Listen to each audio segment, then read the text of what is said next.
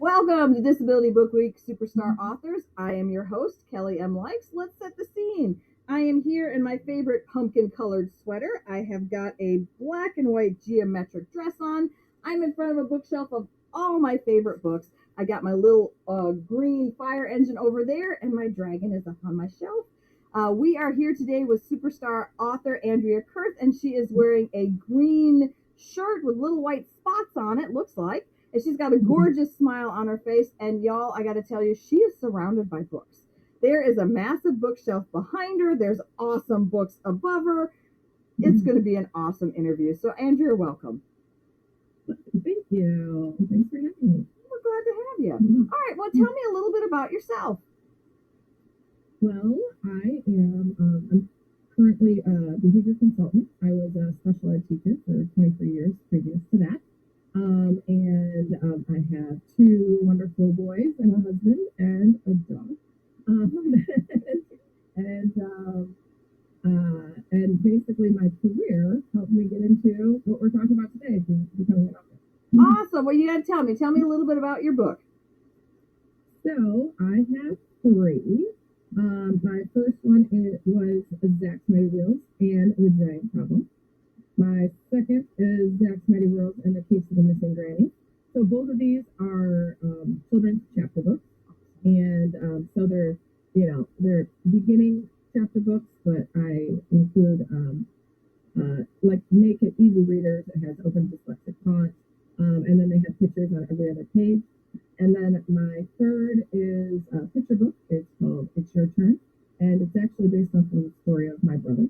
And it's written with forewords so that people that use communication devices could read along with it, and has repetitive lines so they can also read it.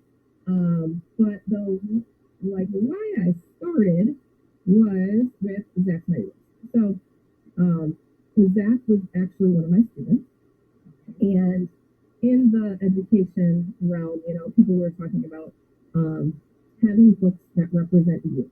And so, like in the beginning, that was like 15 years ago. Like, you should have in your classroom books that represent the students in your classroom. And in the beginning, like, people just thought about race, and which was also very important. So, I started putting more books in and making sure that my students felt represented. But then, for some reason, when I started teaching Zach, I actually was doing homebound, so it was I was doing one-on-one at the time.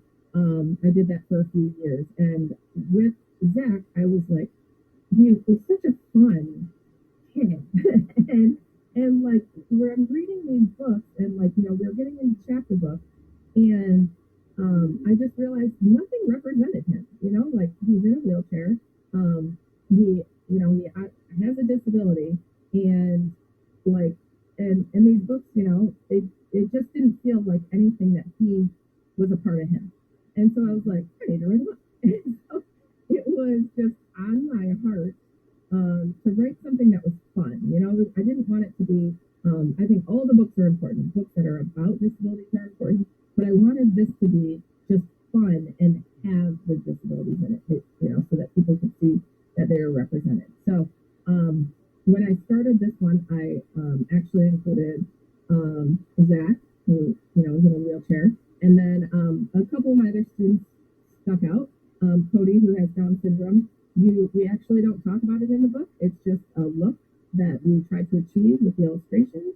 And then Anna has a crutch, and she has cerebral palsy.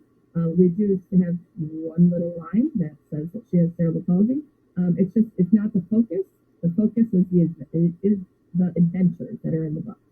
And then in the next book, I also tried to include a person with a AAC device, so communication device, as well as I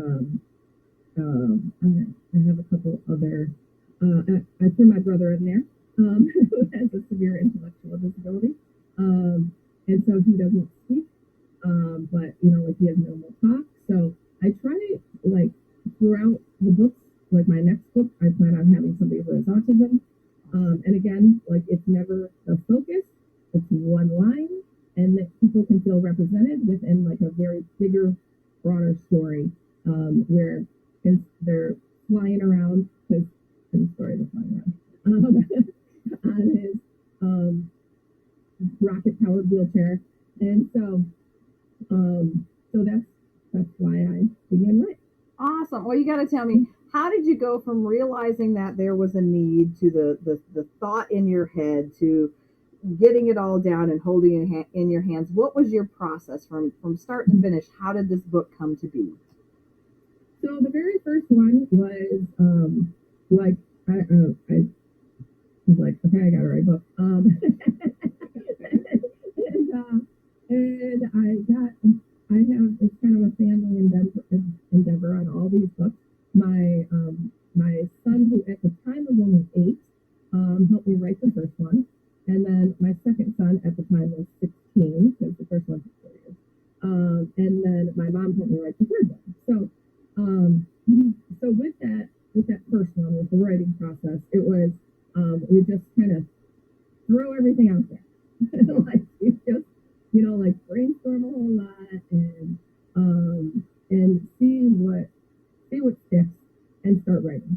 And then with my second one, it was completely different. My son was very meticulous and wanted a very solid outline, so we knew what was happening in every single chapter.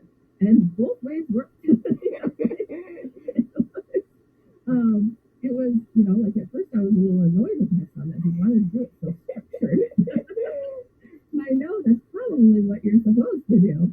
But what I found, like talking to other authors, everybody does it a different way, and it works. But so that first book, it took 4 years, and because it was just like writing, and then we forget about it. That's writing, and we forget about it. And then honestly, it was that last year, God started really putting it on my heart to finish it. And unfortunately, the reason was because Zach has it's a type of muscular dystrophy called Duchenne's muscular dystrophy, and the end of his life was coming. And so, unfortunately, he only saw he knew about the book. I had read like a chapter to him a couple years before, and then I had actually just sent it to his mom like the week before, and and she talked to him about it, and then he passed away that next week. And so it was before the finish. It was 5 months before the actual, like it was out there in hardcover form. So, but he lives on as a superhero, and I love that. That is awesome. All right, so I have to ask, what advice would you give to somebody who, say, is a teacher and sees that their student is not represented in a book and they have that desire? What advice would you give them about writing a book? About writing a book? Well, first of all, get those books in your classroom. That's my first thing. Go to Disability Book Week and see all the amazing books that are there that they can put in their library, in their classroom. But what advice would I give them was basically just do it. It is, like, I think you need to have a passion for something. So whatever the passion is will help you drive it. And I think, since you said specifically teachers, like I think they're around kids all the time. They know what they like. They know what's funny to them.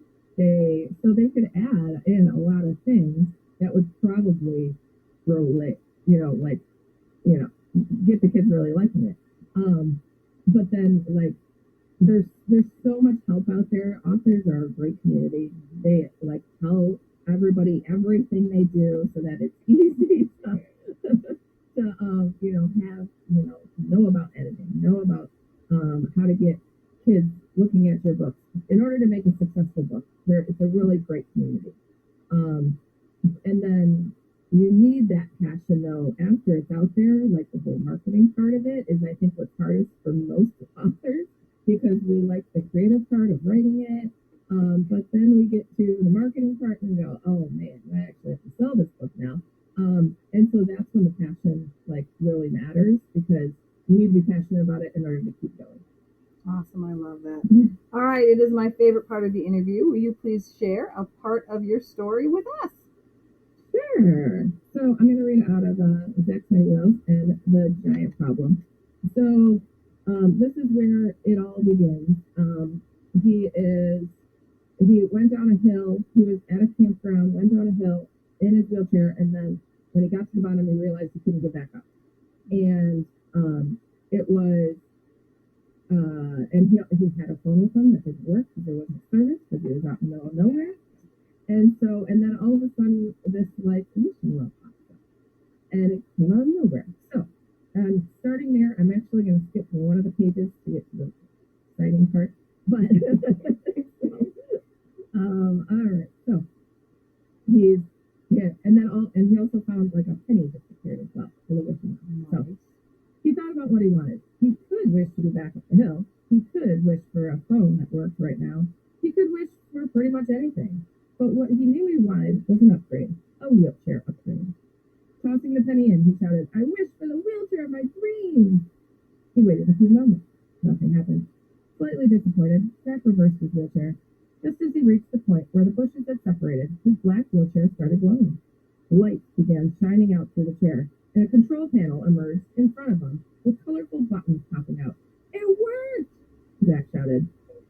Zach's wheelchair was changing before his eyes.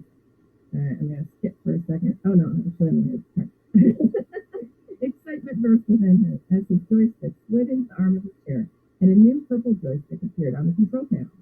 He swerved away from the well, and his chair immediately shot backward like a rocket onto the main path. A grin spread across Zach's face. Super speed! Zooming to the left, then to the right, he raced the squirrel down the trail. It's as fast as a cheetah. That squirrel can't stand a chance. And then I'm going to go forward a little bit. So, Zach was excited and pushed the green button next. He grabbed his armrest tight as rocket boosters shot out from the back of his chair, flying him up into the air. The wind was rushing past him so fast he thought his face would fly off. Just when his cheeks were stretching like silly putty, wings appeared from his armrest, and the chair glided forward smoothly. Zach looked around and saw that a bird was flying right next to him, looking just as surprised as he felt. "Who needs Superman when you have these mighty wheels?" Zach shouted. Suddenly, Zach smelled fuel, and moments later, a plane zoomed right over his head. His heart was racing. He didn't know what else lay in the clouds above, so he pushed the yellow button. His rocket booster stopped and disappeared back into his chair along with the wings. Zach fell straight down to the ground. The ground below getting closer and closer as he hoped for a trampoline to appear. Crashing through the trees, he braced for impact. His chair touched the ground, but instead of hitting hard, he bounced right back up like a bouncy ball. Looking down at the side of his wheelchair, Zach saw springs on all four sides where the mighty wheels had been. "This is gonna be fun," Zach thought. As he bounced back up and down, he saw the original hill he had rolled down. Realizing it was no longer a problem, he pushed the blue button. The springs went back in when the mighty wheel came out. Using his purple joystick, Zach sped toward the hill. Zooming up the steep path, he quickly arrived at the campsite. When his mom and Ryan turned around to see what the noise was, their jaws dropped open at their first look at his new wheelchair. I love that. That is awesome. Thank you so much for sharing. It's just awesome.